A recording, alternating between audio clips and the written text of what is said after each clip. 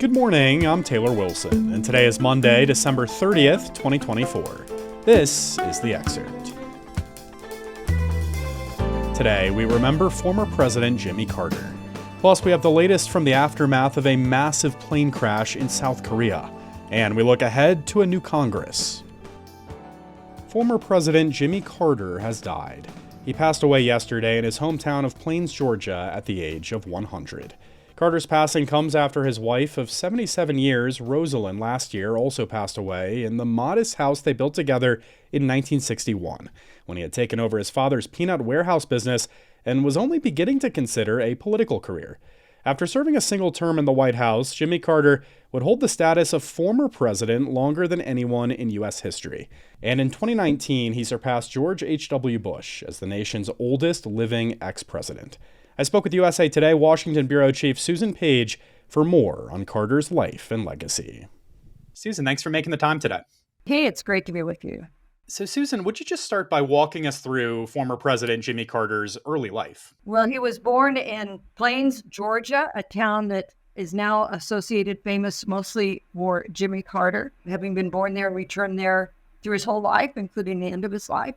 He was the son of the owner of a peanut warehouse. He served in the Navy, came back to take over the peanut business from his family, and then got interested in politics. You know, he only served a single term in the White House. How will he be remembered as president? You know, I think that while he has achievements as president, including the Camp David Accords, a historic peace agreement in the Middle East, that there was a general sense by Americans that he was a little overwhelmed by the job, that he had trouble with the economy, that he gave a speech that became known as the Malaise speech. Near the end of his term, Iran took American hostages who they held until his replacement had been sworn in. So his presidency was one, I think, of some turmoil, as evidenced by the fact that he ran for a second term and didn't win it. Susan, you know, so much of Carter's legacy really comes from the work he did in the decades after he left the White House.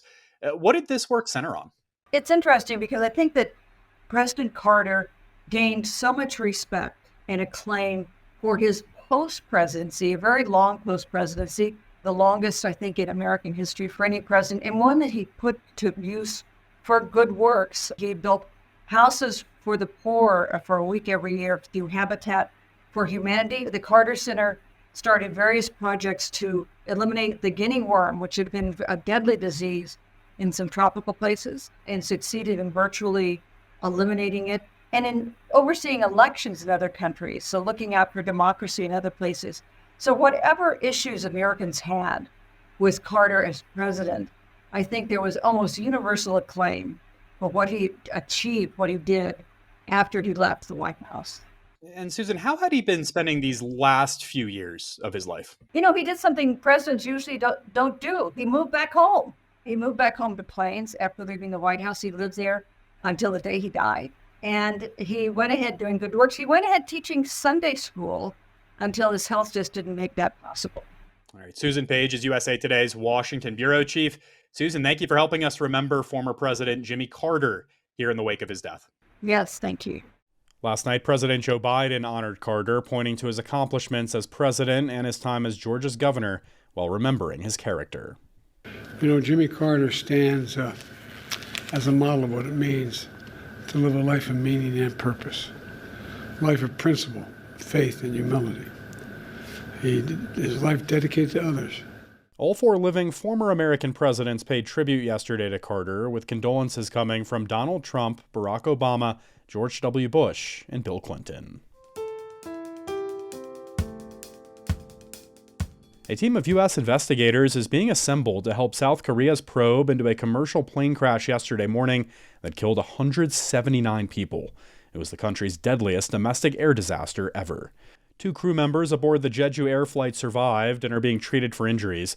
The plane was en route from Bangkok when it touched down without deploying its landing gear, veered off a runway, and slammed into a wall at Muan International Airport in South Korea's southwest. President Joe Biden issued a statement saying he was deeply saddened and pledged any assistance the country might need. Authorities say those killed ranged in age from 3 to 78. When lawmakers return to Capitol Hill on Friday, they'll kick off a new 2-year session of Congress with Republicans in charge in both the House and Senate. I spoke with USA Today Congress and campaigns reporter Riley Beggin for a look ahead at some of the biggest talking points. Hello, Riley. Hey, Taylor. So, Riley, we're entering a new era of Congress. Let's start by talking about the leadership positions on Capitol Hill. All eyes on Mike Johnson. Is that correct? Exactly. Yeah. So when Congress comes back together on January 3rd, their first order of business is to elect their new speaker. The House cannot do anything until they elect a speaker, and it's going to be potentially more complicated than you might expect. Johnson has the nominal support of the conference. They decided last month that they would support him, but when the rubber hits the road here on January 3rd, it's a little unclear how it's going to go.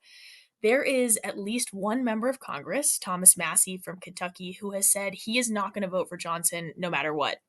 So, because of the margins, which we will talk more about, that means that Johnson has to get every other Republican member of Congress to vote for him in order to keep his job.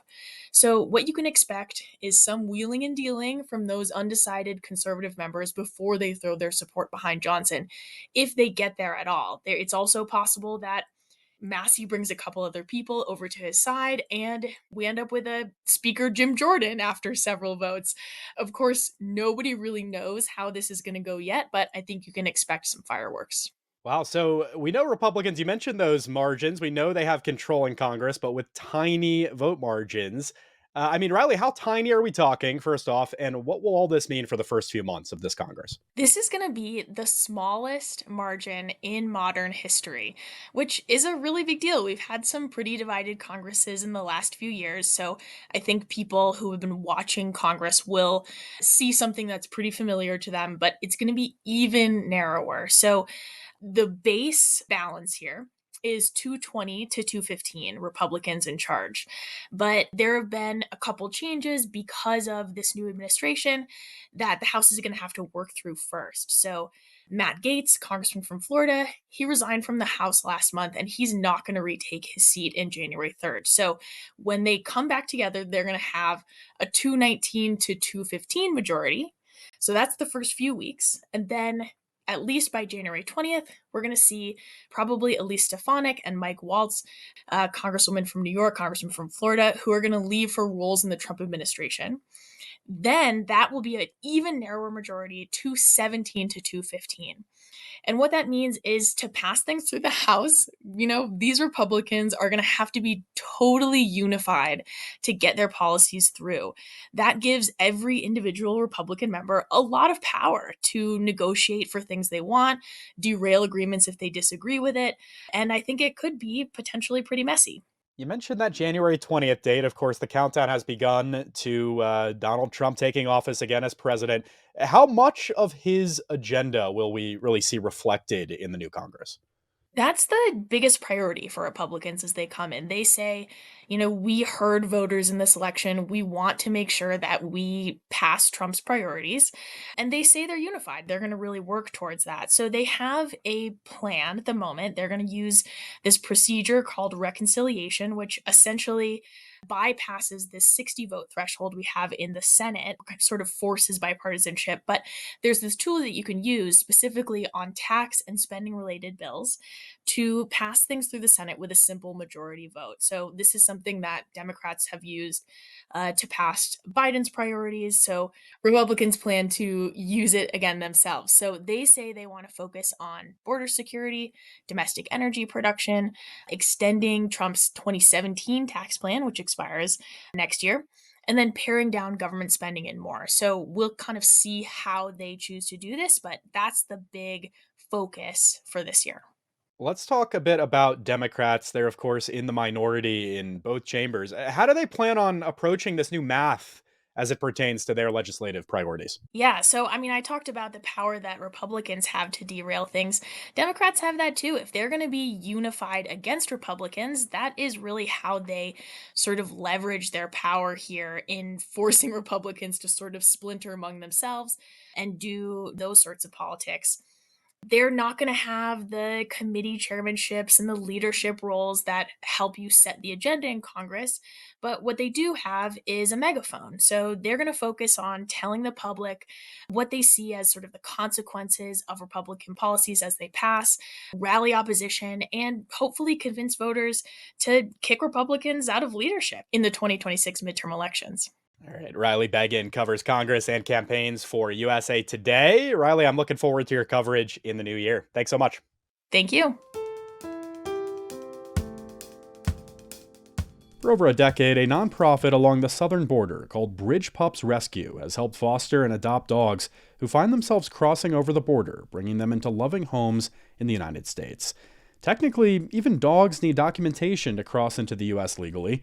Customs and Border Protection enforces the rules set by the U.S. Department of Agriculture's Animal and Plant Health Inspection Service and the Centers for Disease Control. But if the dog has no human owner, there is often no one to stop a pup who follows his or her nose over an international bridge or through the shallow water of the Rio Grande or around steel parts of the border fence into U.S. territory. You can read more with a link in today's show notes. Thanks for listening to The Excerpt. You can get the podcast wherever you get your audio, and if you're on a smart speaker, just ask for The Excerpt. I'm Taylor Wilson, and I'll be back tomorrow with more of The Excerpt from USA Today.